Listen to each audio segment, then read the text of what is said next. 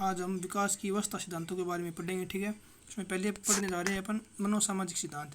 किसने दिया था? एरिक्सन ने। एरिक्सन को क्या कहा जाता है? नो फ्राइडवाद का जनक कहा जाता है एरिक्सन को। ठीक है, इन्होंने विकास की कितनी अवस्थाएं बताई थी? कुल 8 अवस्थाएं बताई थी। ये क्या है देखो, नाम क्या क्या है ऐसे याद रखने हैं। मुगल, सुख, प्रौढ़वर्ध। मुगल, सुख, प्रौढ़वर्ध, इससे एक पूर्व कर देना है, पूर्व प्रौढ़। इनकी आयु देखो कैसे, 0 से 1.5 से 3, 3 से 6, 6 से 12, 12 से 18, 18 से 35, 35 से 50 ऐसे वृद्धि करते जाना है, ऐसे याद रखना क्रम से। इनमें संघर्ष किस किस के बीच में चलता है? विश्वास और अविश्वास के मध्य, शंका में आत्मनिर्भरता, पहले में अपराध, उद्यमिता में हीन भावना, पहचान एवं भ्रांति चलती किशोरावस्था में, घनिष्ठता में एकांकीपन, सृजनात्मकता एवं ठहराव, हताशा, संपूर्णता। ये देखो किशोरावस्था में कौन सा होती है? कर्तव्य निष्ठा को लेकर, पहचान और भ्रांति में संघर्ष चलता रहता है। उम्र होती है 12 से 18 वर्ष। ठीक है, याद रखना थोड़ा सा।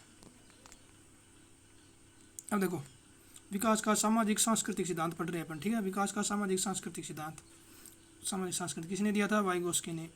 इसे इसे इसका इसे भी कहते हैं कभी कभी संज्ञानात्मक विकास भी कह जाते हैं। ठीक है, वाइगोस्की क्या कहते हैं कि विचार एवं भाषा का विकास, 2 वर्ष तक विचार एवं भाषा का विकास अलग अलग मानते हैं वाइगोस्की। ठीक है, और वाइगोस्की क्या कहते हैं कि बच्चों का अधिकतम विकास खेल के मैदान में होता है। ठीक है, और ये वाइगोस्की क्या कहते हैं कि बच्चे सामाजिक अंतक्रियाओं से अधिगम करते हैं। ठीक है, तो इसका नाम ही है सामाजिक सांस्कृतिक। और सामाजिक अंतक्रिया में क्या होती है कि भाषा विकास सबसे अधिक प्रभावी होता है। और भाषा विकास में बच्चे क्या करते हैं? आत्म संभाषण, यानी खुद से बात भी करते हैं। ठीक है, और इसे क्या कहते हैं वाइगोस्की सामाजिक सांस्कृतिक सिद्धांत को सहयोगात्मक या समस्या समाधान भी कहते हैं। और इसके कितने चरण बताए हैं?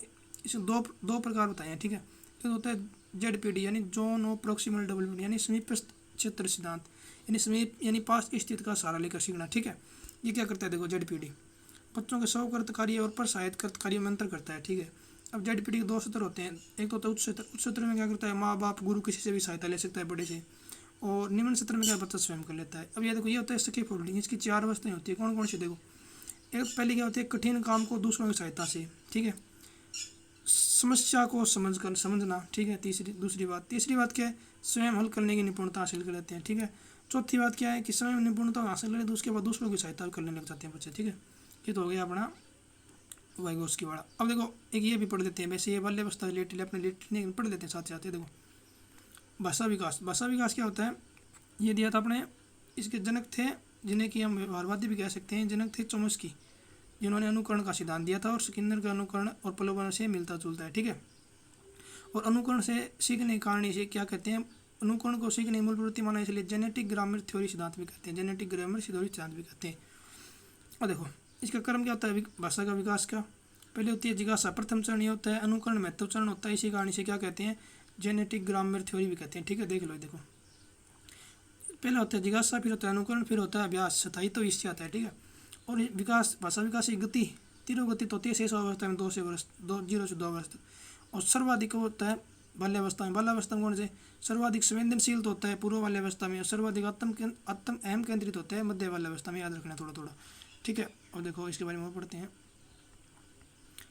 देखो भाषा विकास के बारे में चोम्स्की थे व्यवहारवादी, और वाइगोस्की क्या थे? संज्ञानवादी। ये अपन पढ़ चुके अपन। ठीक है, और ये देखो, और चोम्स्की ने क्या दिया था? इन्होंने LAD सिद्धांत से दिया था। LAD सिद्धांत मतलब भाषा, लैंग्वेज एक्विजिशन डिवाइस, यानी भाषा अधिग्रहण तंत्र भी इसे कहते हैं। ठीक है, इन्होंने भाषा के दो प्रकार बताए। ठीक है, भाषा विकास के कैसे? एक तो सतही, एक होता है गहरी। सतही क्या होता है? जिसमें अभिव्यक्ति के हेतु अवसर उपलब्ध कराना, यानी नॉर्मली होता है। तो ये होता है ज्ञान की गहराई को समझना। ठीक है, अब ये देखो इन्होंने अवस्था कैसे बताई है? 2 प्रकार की दी अवस्था। एक तो होती है शुरुआती अवस्था। ठीक है, इसको थोड़ा सा नीचे कर लेते हैं। देखो शुरुआती अवस्था, इसमें क्या होता है? बच्चा क्या करता है?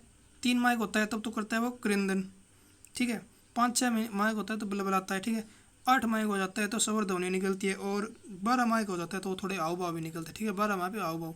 और वास्तविक अवस्था कौन सी होती है? देखो इसमें शब्दकोशी अवस्था कहते हैं इसे। 12 माह में क्या होता है? प्रथम सार्थक शब्द बोलने लगता है, यानी 2-3 शब्द सीख जाता है 12 माह का बच्चा। 2 वर्ष तक क्या होता है? 272 तक शब्द सीख जाता है, यानी 5 वर्ष तक 2100 शब्द सीखता है। और वाक्य पूर्ति कब करने लगता है? 10 साल का होना है तो वाक्य पूर्ति कर लेता है। और वाक्य और शुद्ध उच्चारण कब करने लग जाता है? 12 वर्ष तक। ठीक है।